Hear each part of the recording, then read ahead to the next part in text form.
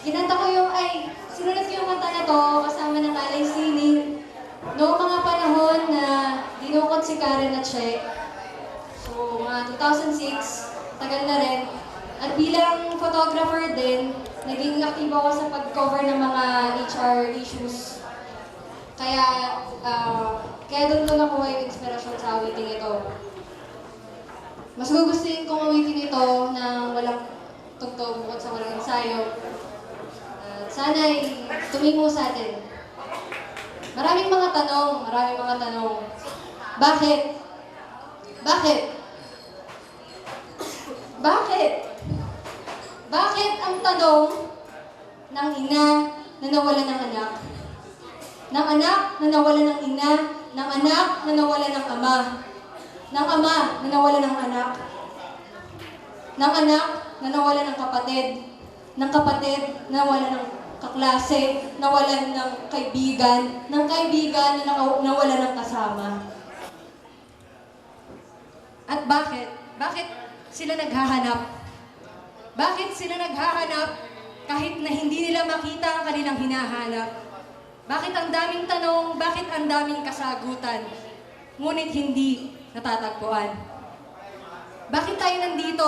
Bakit ang daming tumutula, ang daming umaawit, ang daming gustong umawit sa entabladong ito? Marami tayong gustong sabihin, bakit? At ang sagot, bakit hindi? Bakit hindi?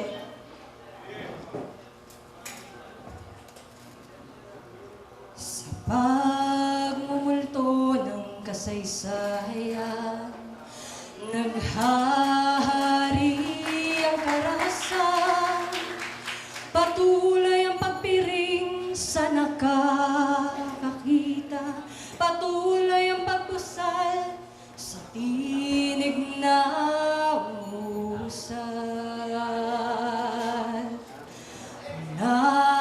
Nanatili bang mga bilang na lang, silang nagtiis at silang nagbuwi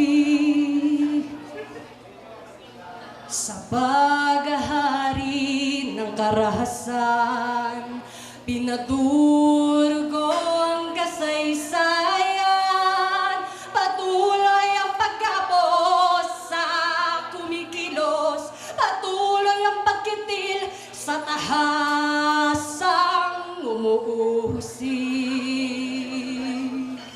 Mananatili bang mga bilang na lang, silang nagtiis at silang nagbuwis, ngunit buhay may kitlin, hindi mapapatid, diwa ng laban sa pagtugisa sa lari.